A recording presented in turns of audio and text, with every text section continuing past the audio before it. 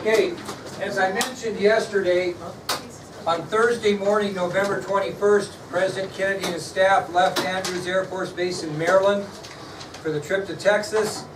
Among the passengers traveling to Texas with the President would be Mrs. Kennedy.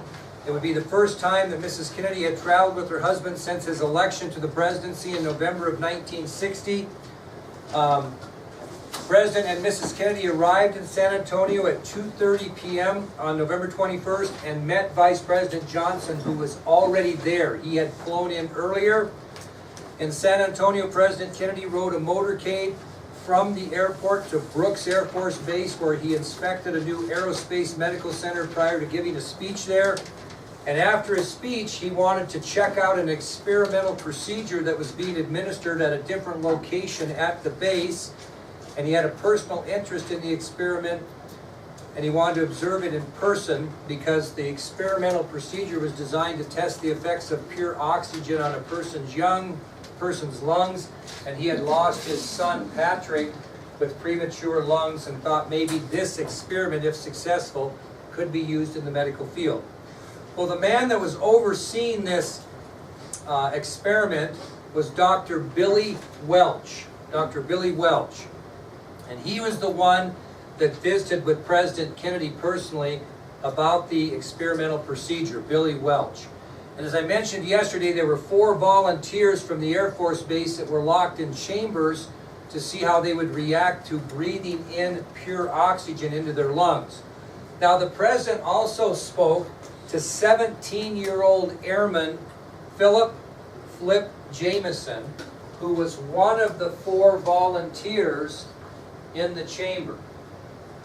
Now, obviously he was talking through speakers through this glass, and you're going to get a chance to hear Flip Jameson's own account of this.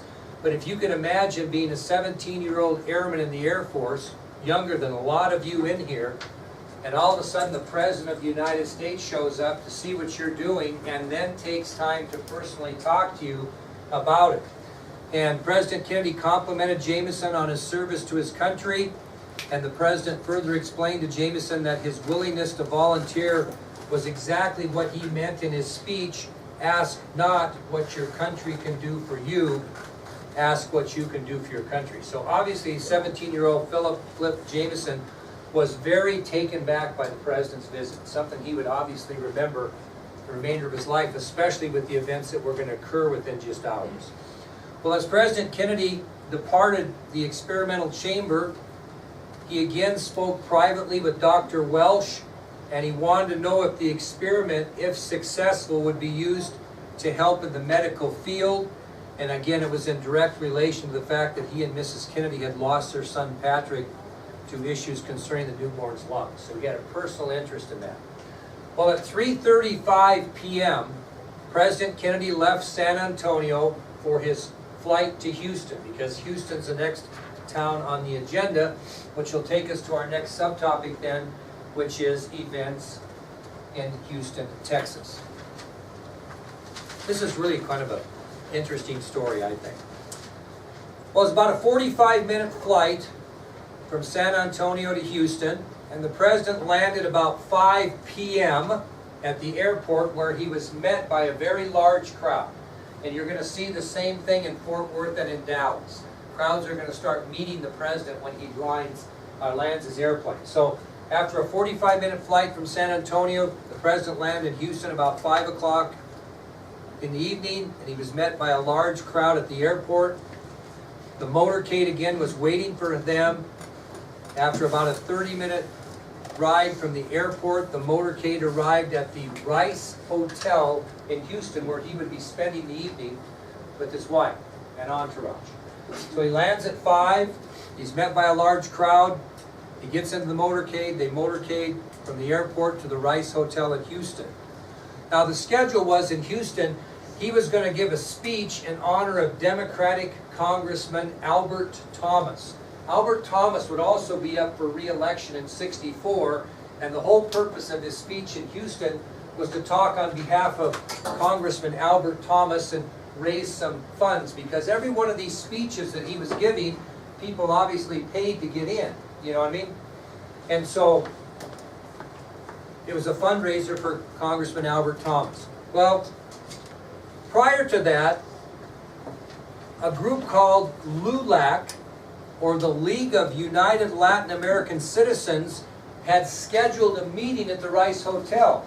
And they scheduled the meeting purposely there because they knew that President Kennedy was going to be staying there that night. So obviously, what was their hope? That maybe he would what? Make a little appearance and talk to their group, right? Probably a long shot because, as I mentioned to you several times, they're really on this really tight schedule. So again, at the Rice Hotel, the League of United Latin American Citizens, or LULAC for short, had scheduled their meeting there because they knew the President and the First Lady were going to be staying there. So what LULAC did is they went through the Secret Service and they asked the Secret Service if President Kennedy could make a little appearance at their event. Okay? So LULAC requests to the Secret Service seeing if the President would make an appearance. Well, the Secret Service obviously confers with President Kennedy, and then the Secret Service informs LULAC that he would agree to make a very, very short appearance. They were very pleased. They basically were told that the President would probably step in the doorway of their meeting, wave, and be on his way. Okay? But they were thrilled to death to get that much of his time. So again, LULAC talks to the Secret Service, say, hey, anyway, President Kennedy can stop in at our meeting. We're having a big meeting at a certain time. Can he come in and say a few words? Say, we have the President. They agreed to give him a little bit of a morsel. He'd probably just look into the doorway, wave, and be on his way. Well, members of LULAC waited.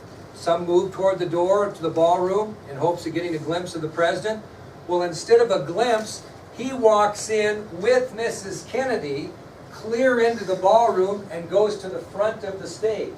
So they're going to get way more than they had bargained for, which they were just thrilled. So instead of just walking into the doorway of the ballroom and waving, he actually brings in Mrs. Kennedy, comes into the ballroom and goes to the front of the stage.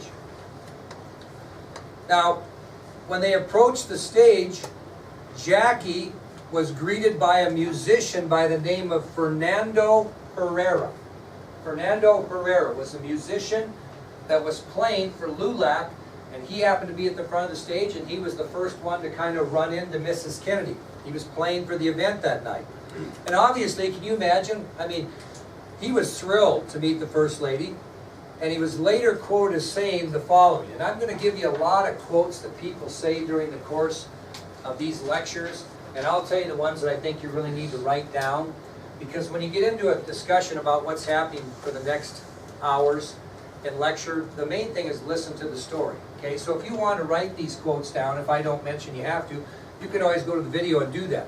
But this is what he said about his experience. He said, I was standing right in front, I was standing right behind both of them. I heard him say, I'm having a wonderful time. She said, it is so nice to be away from the political arena. He remembered that, what they had stated. Well, the President spoke to the organization for just a few minutes, and here's what he said. He said, I am very proud to come to this meeting, so I am glad to be here today. And in order that my words be even clearer, I'm going to ask my wife to say a few words to you also. How do you think she's going to speak to him?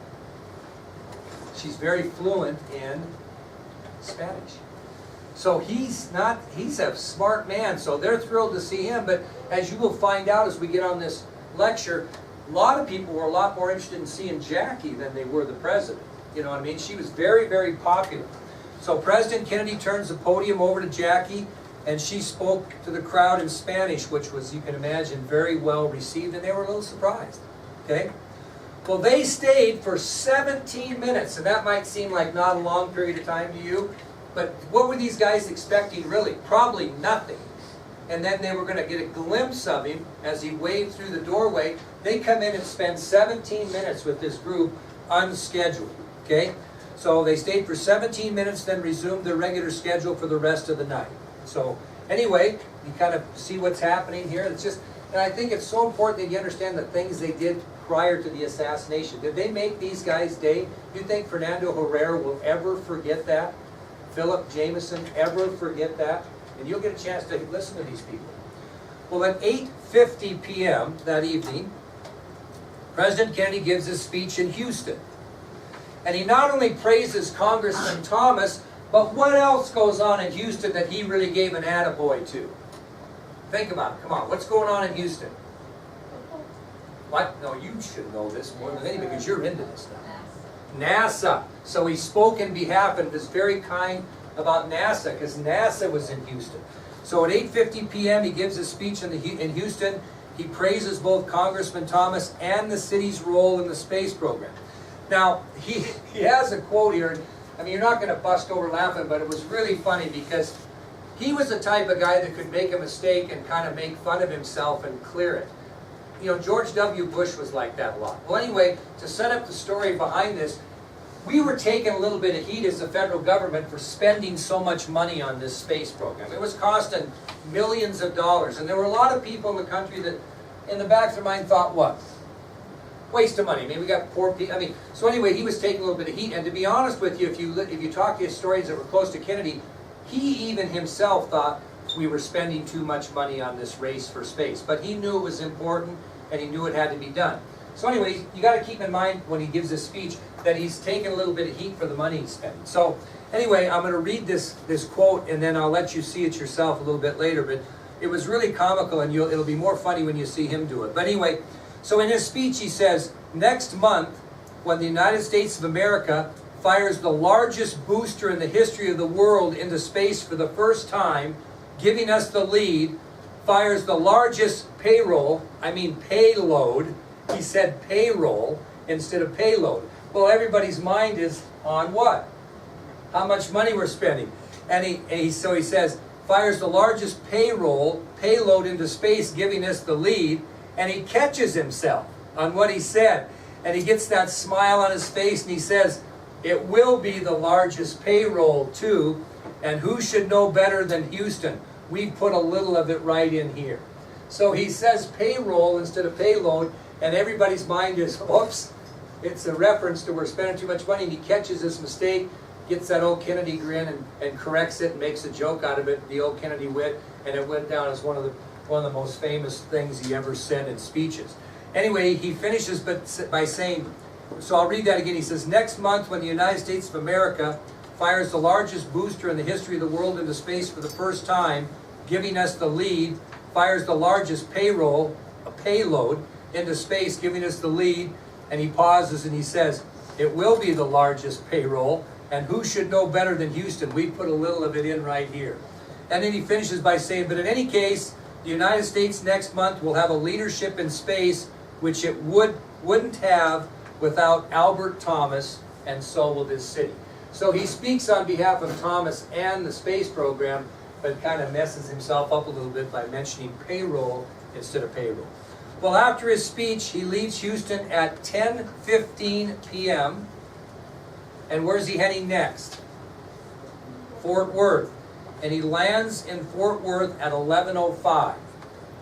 So after his speech in Houston, President Kennedy departs Houston at 10:15, and he arrives in Fort Worth that evening at 11:05. Okay? All right, so what's that going to take us to?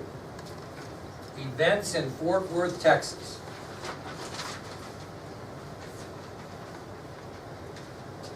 Now again, when President Kennedy landed about 11:05 p.m. in Fort Worth, he was met by thousands of people at the airport. It was late at night, including several boys from a Catholic elementary school.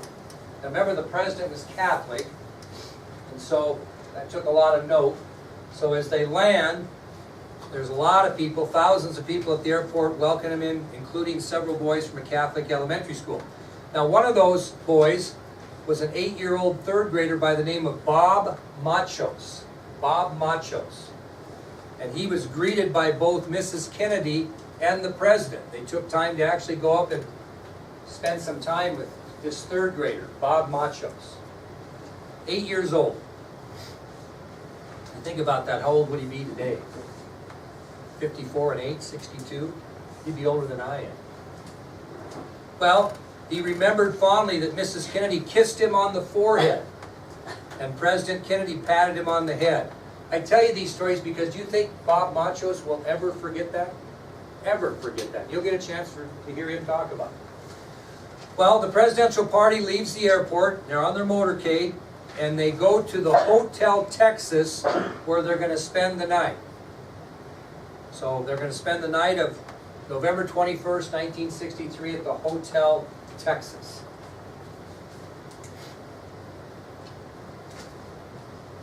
Well, President Kennedy was up very early the morning of November 22nd, got up very early that morning because what's he scheduled to do at 9 o'clock? Anybody remember? What's he doing in Fort Worth at 9 o'clock? Giving a breakfast speech for the Chamber of Commerce there, right? That's his plan. But he's up pretty early. He opens up the morning paper and splashed across the headlines of the front page was, quote, Yarborough snubs LBJ. Yarborough snubs LBJ. Did I put that on there? Yep, that's on the front page of the local Fort Worth newspaper. Yarborough snubs LBJ. Now, do you think that's the headline that President Kennedy wanted to wake up to on November 22nd, 1963? Not at all, because he's there to mend political fences. So he knows something has gone on. Yarborough, Senator Ralph Yarborough, has done something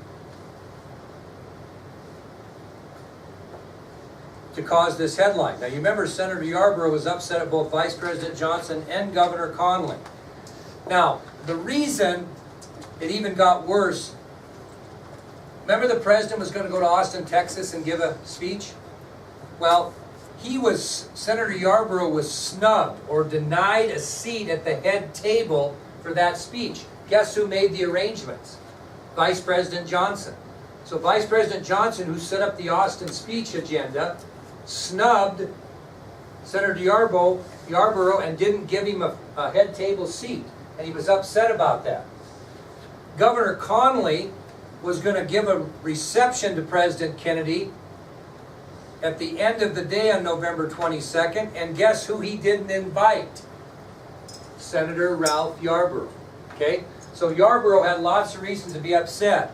And so what the headline, Yarborough snubs LBJ, was a result of these two snubs he had gotten, and Senator Yarborough was refusing to ride in the same car during the motorcade as Vice President Johnson. That's what the snub meant. So Kennedy gets up that morning, right away opens the paper, Yarborough snubs LBJ. He's trying to figure out what the story is. The story is that Yarborough's upset because of the two snubs he's received, not being invited to the reception and not be given a seat at the head table at the dinner. And so he's telling everybody, I will not ride with Lyndon Johnson in the motorcade in Dallas. I will not do it. Well, gets out to the press, and Kennedy's got a problem already. And we'll talk about how he handles that a little bit later. So we're going to have a timeline here. We're going to have some quotes and tell you how his day goes prior to going to Dallas. Well, at 7 a.m. that morning, President Kennedy met with his personal secretary, Evelyn Lincoln. Met with his personal secretary, Evelyn Lincoln.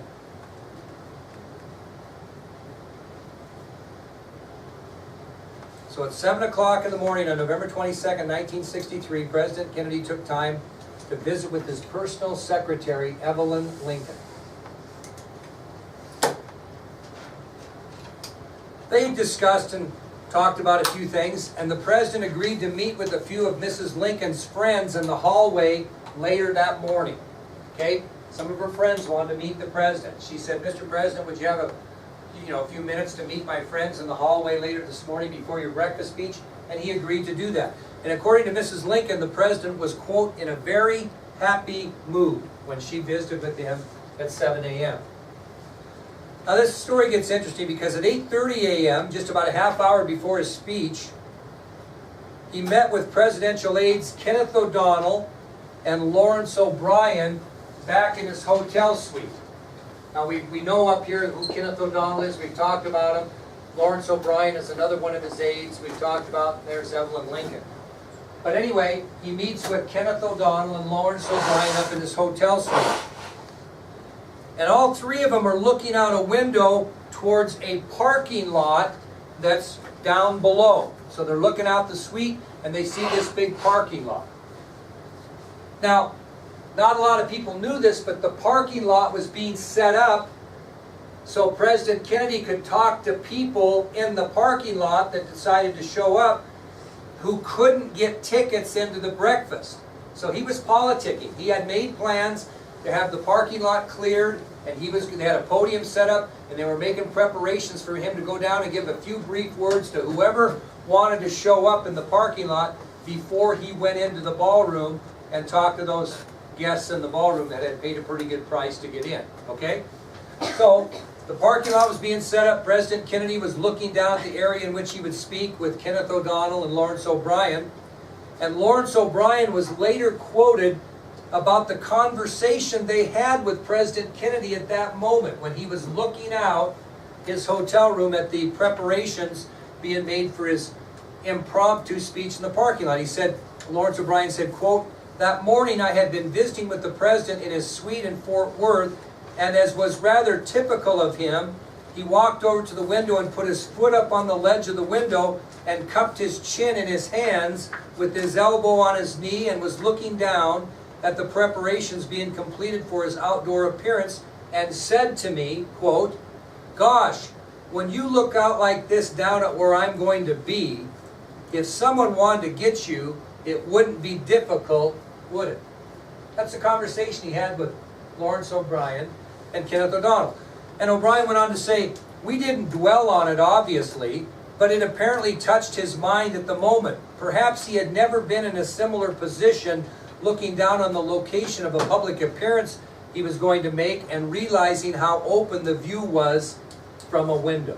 So he had, what do you wonder if a president, do you think presidents think about that whenever they go somewhere? I got to think in the back of their mind they must. Well, at 8:40 a.m., President Kennedy left his hotel suite and he met